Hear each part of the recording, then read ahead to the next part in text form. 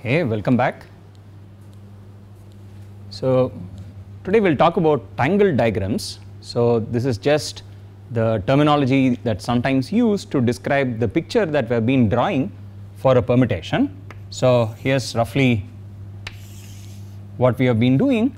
So if we want to depict a permutation, say let's say we are looking at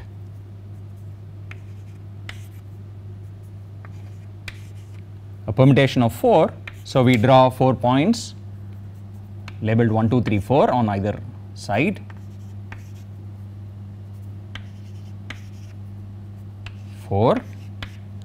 And so I suppose want the permutation pi, which is, let's say, so let me write it in 2-line notation. 1, 2, 3, 4 maps to, let's say, 3, 4, 2, 1. So 1 maps to 3, so we join 1 and 3. 2 maps to 4, which means we join 2 and 4. 3 maps to 2, and 4 maps to 1. And so the question, of course, is, what are the rules for drawing these diagrams? Because it seemed, so one rule we looked at already, we said it's best to avoid getting 3 or more lines to pass through a single point, because that makes counting crossings somewhat harder. But we also need to understand what are all the admissible ways of drawing these diagrams. So what are the rules for these diagrams? So the question is, what are the rules for drawing such a diagram? So this is sometimes called a tangle diagram. So what's the rules for drawing tangles? Okay, so of course the primary thing, of course, is what is a tangle? It's for each eye. So you draw 2 lines like this for each eye. If you want to represent a permutation, you draw a curve which joins I and its image under the permutation, which we will call pi of I. Okay, so and similarly you pick a different value of I and you join it to whatever it maps to under the permutation, right, and so on. So it's nothing but a bunch of curves drawn between these lines. Now what are the rules? Well, for a start, this curve should lie between these 2 lines that are drawn here. So let's call these lines as L and L dash. So what we want is the curves should lie in the region between these lines.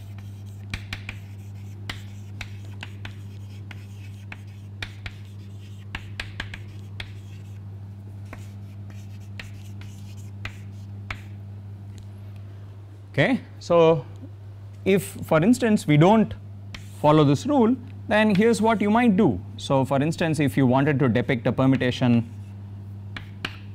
say which sends 1 to 2 and 2 to 1, say you join 1 to 2 in this way, and suppose we join 2 to 1 like this. Now doing this would not produce a crossing. So observe that if you did this, this does not lead to a crossing between these 2 lines, but recall that we do want to have a crossing in this case. So recall, what does crossing, the sort of the non-pictorial definition of a crossing mean? So what are the crossings of a permutation pi? This is the sort of more formal definition. This is the non-pictorial definition of crossings. So recall from one of our previous lectures that this just means you pick all pairs, ordered pairs I comma j, where well, what are I and j? They are numbers between 1 and whatever n, where n is so let's say pi is a permutation of n. So pi, given pi a permutation of n,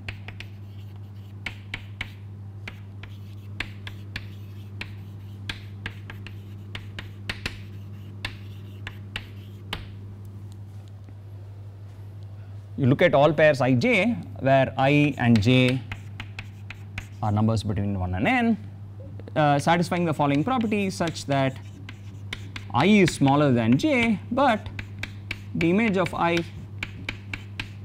is greater than the image of j under the permutation. Okay? So this is exactly what we would want to understand by crossings or inversions, but when we draw pictures, we want the pictures to correctly capture this notion, right? So if you allowed for the curves to go outside this region R, then here's a perfectly legitimate picture, but it fails to show a crossing between these lines, when in fact there is a crossing, because this permutation pi here is just a permutation which sends 1 to 2 and 2 to 1. So of course I could be 1 and j is 2, and that would satisfy the formal definition of a crossing. Okay, so this picture is bad for the reason that it does not show a crossing when in fact there is one. So we do not want to allow these.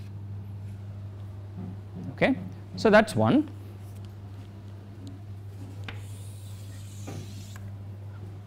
So let's look at rule number 2.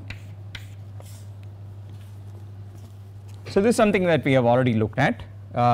You don't want too many curves to pass through the same point, so at most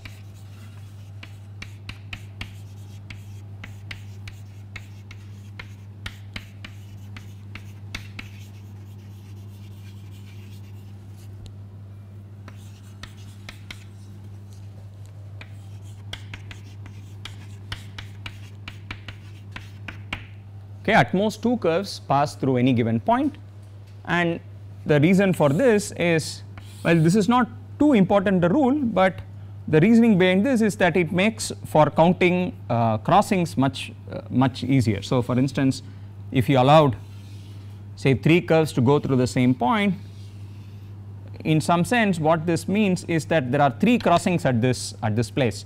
So the first curve here and the second curve cross each other, the second and the third curves cross each other, and the first and the third curves cross each other.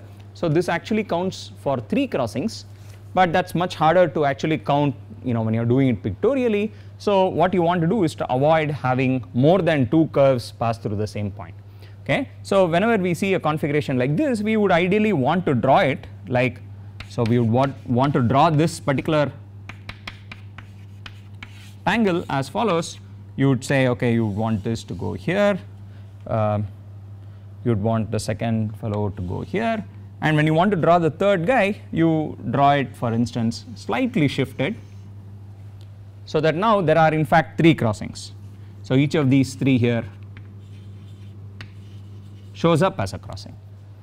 Okay, so this picture on the left is not allowed, but what you would ideally want to do is to draw it like the picture on the right. Okay, so that's the second rule for drawing tangles. So number 1, you should stay within the regions defined by the 2 lines. Number 2, you should avoid having more than 2 fellows crossing at the same point, but that still allows for a wide range of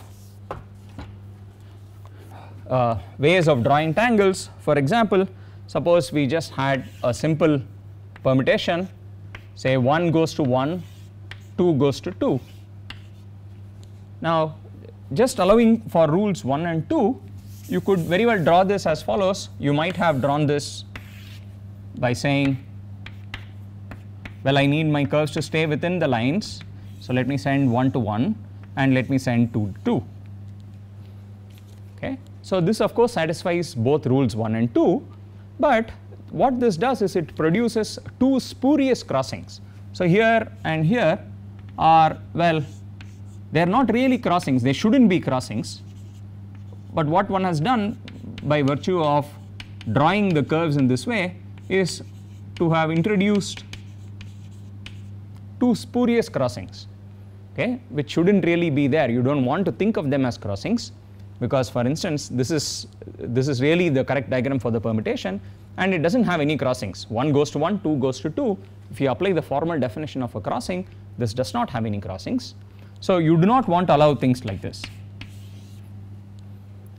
Okay, and well, there are other things you could have done. You could have even looped. So for instance, what's another way of producing a spurious crossing? Similarly, if I had just one, let's say I even had a permutation of a single number 1 going to 1, I might have drawn it like this, 1 goes to 1, okay, which again ends up producing a spurious crossing here.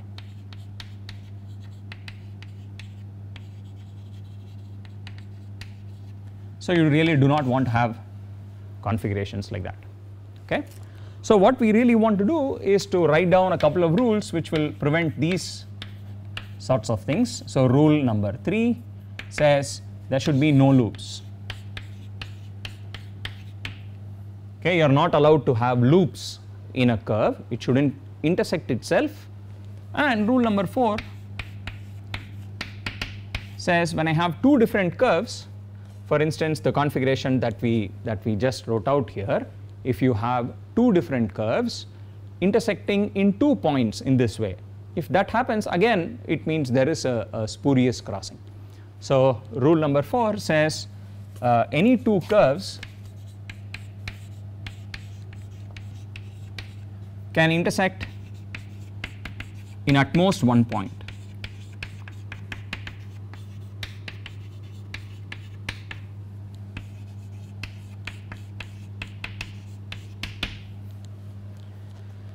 Okay, so each pair of curves intersects at most once. So if you put that in place, then the configuration that we drew with two curves sort of hitting each other along a loop like that wouldn't be allowed anymore.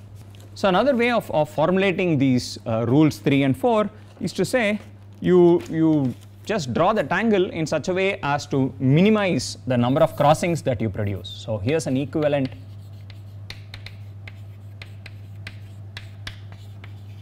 formulation of rules 3 and 4.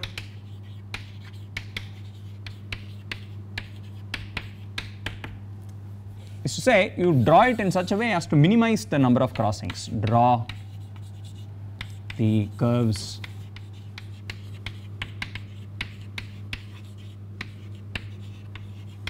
in such a way that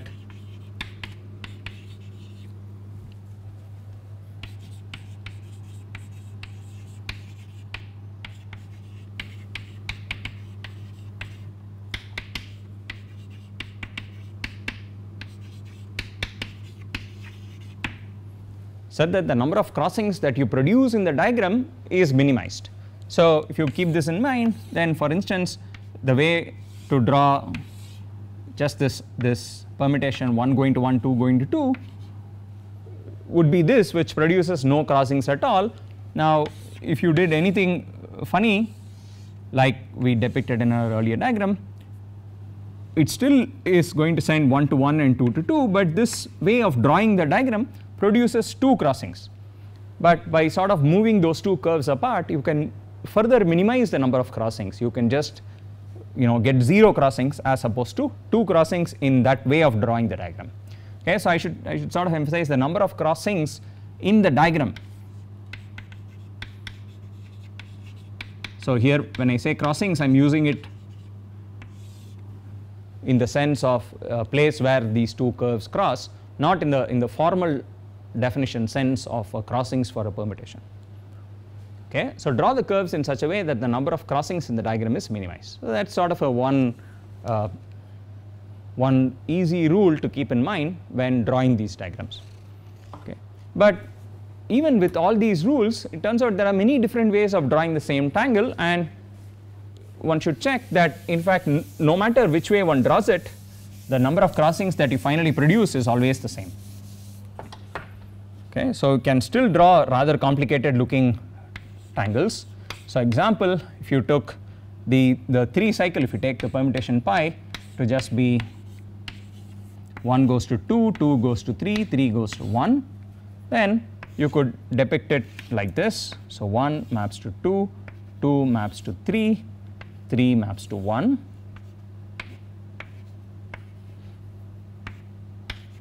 So here's a tangle diagram for the permutation pi, but of course you could still do things like, so you just want 1 to go to 2, so let's see, so maybe I do this, 1 maps to 2. Okay, so now I need to look at how to get 2 to go to 3 now, and then finally I need to make 3 to go to 1. So when 2 maps to 3, I should, so if I sort of make it go across, so here's one obvious thing one might have thought of, so let's just try and make 2 go to 3 like this, but that would violate rule number 4, because these two curves now, the first curve that we drew and the curve in red, they intersect in 2 points, so we are not allowing double intersections. So what one would want to do is to redraw this curve, so here 1 maps to 2, 2 maps to 3, 3 maps to 1, then you could depicted like this. So 1 maps to 2, 2 maps to 3, 3 maps to 1, then you could redraw this curve So we modify it.